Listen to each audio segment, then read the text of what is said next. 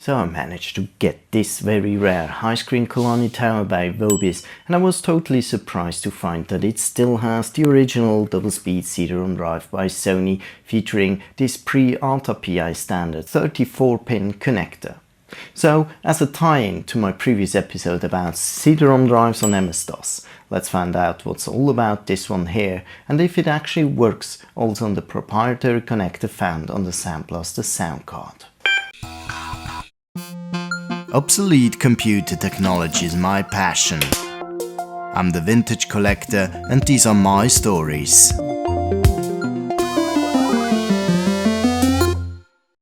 As noted in my earlier video, in the days before the ATA packet interface was standardized in 1997, CD-ROM drives either used a SCSI interface or proprietary non-SCSI interface controllers.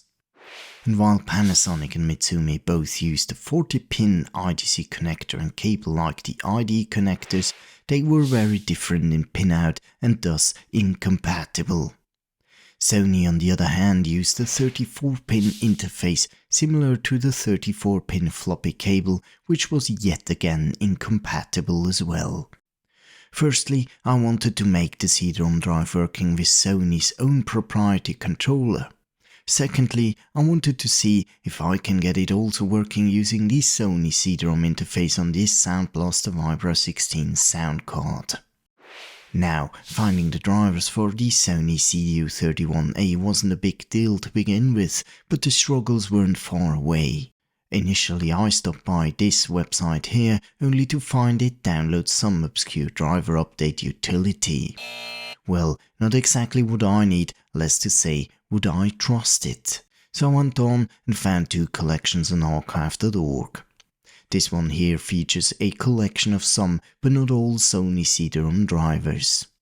And since my drive originally came with a Vobis machine, I also checked out this archive of the former Vobis website, which contains some more drivers for that drive. I found several revisions of the DOS driver from release 1.27 to 1.71 and 1.73 and even a more recent version 1.74. I gave it a shot with the 1.71 driver first, but what a downer seeing that it bails out with some obscure EMM386 related error when running setup.exe. I made several attempts, also without loading EMM386, which led to the error message disappearing, but the computer still locking up. Now, since I had both the Sony proprietary interface adapter and the Sound Blaster audio card installed, I temporarily removed the latter just to exclude dealing with potential hardware conflicts. But that didn't make a difference, hence I went on with the 1.73A driver release. And here the setup seemed to run just fine, asking a bunch of questions upon installing the driver, which then detected the CD-ROM drive just fine on next startup. The Sony driver disk comes with some CLI utilities, like the eject utility, which does as what the name implies. But I was still curious about the previous driver version. And although I couldn't run its setup utility, there's nothing hindering me to copy the slcd.sys file over to the hard drive. And so I did, naming it slcd1.sys, which I then quickly swapped into config.sys. And see, at least the earlier 1.78 driver seems to work just fine as well. But I want to also see if it works via the Sound Blaster sound card. So I hooked up the driver to the sound card and rebooted, noting that the driver didn't recognize the drive any longer. Maybe I need to change the memory base address. As I'm tampering around with multiple different driver files already, I had renamed them to slcd171A and slcd173A.sys to be more indicative with which driver I'm fumbling around at the time.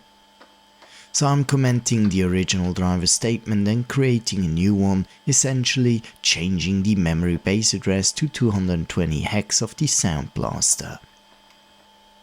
Good idea, but that obviously didn't do the trick yet. So I ran through the Sound Blaster's user manual, which didn't give me some real help in the first place. At least a few pages later, it also provided me this insight here, stating that the CD-ROM interface actually does have its own base address, which is different from the sound card base address. Alright, that seems to make sense. So I could try if I can change the base address from 220 hex to 230 hex then. But first, I still want to figure out if I can actually use just this driver I have already, or if there is a Sound Blaster specific driver required. But my investigation didn't lead me anywhere, so eventually I just threw another look at those drivers I had already. Then I oversaw this install 2.exe file on the release 1.71a driver disk. Alright, it failed with setup.exe, but maybe... Oh wow, look at this. This is actually the install program for the Sound Blaster. And after it completed, I end up having new config line in config.sys, just this time with the driver being installed to C:\SB16 and it pointing to the 230 hex base address, exactly as noted in the Sound Blaster user's manual. So I disable my previously installed driver and have a reboot just with the newly added one.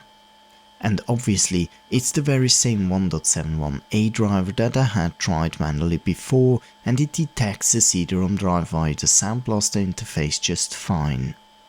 So let me see if that works as well if I take the 1.73a driver, just changing the base address there as well. Oh yes, it does. And while I didn't do so yet, it's time to now actually try reading from that drive. And that totally seems to work. Since I intend to have this machine being configured for dual booting between DOS and OS2, I'll have it run now the OS2 setup. As we had this very same machine back in the days, even with that identical CD-ROM drive, I remember we never had trouble installing OS2. But look at this, it bails out already quite early, stating errors in finding driver files, even mentioning the Sony driver in particular.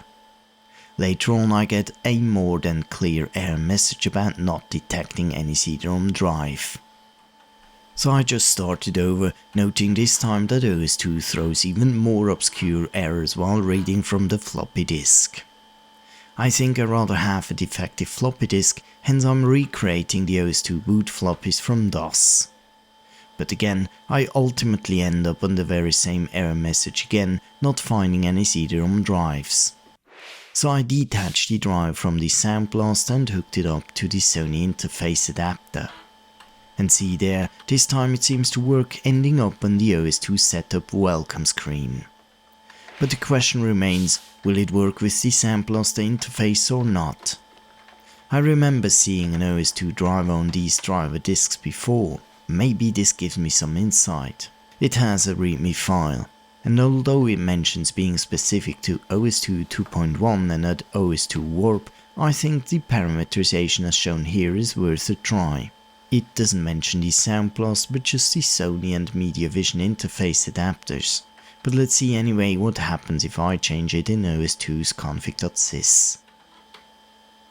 Oh no, it seems like while it does work on DOS, OS2 is a different beast.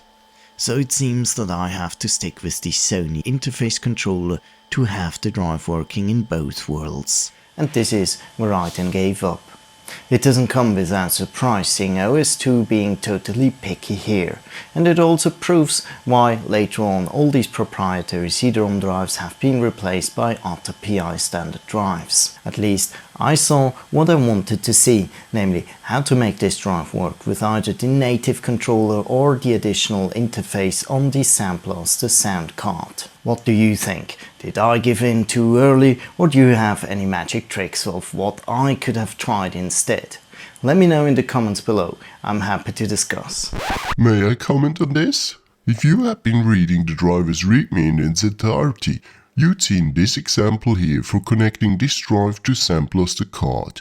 Pay attention that it explicitly states the /a:0 argument as well, which you omitted before. By adding the correct parameterization into config.sys, it should simply work.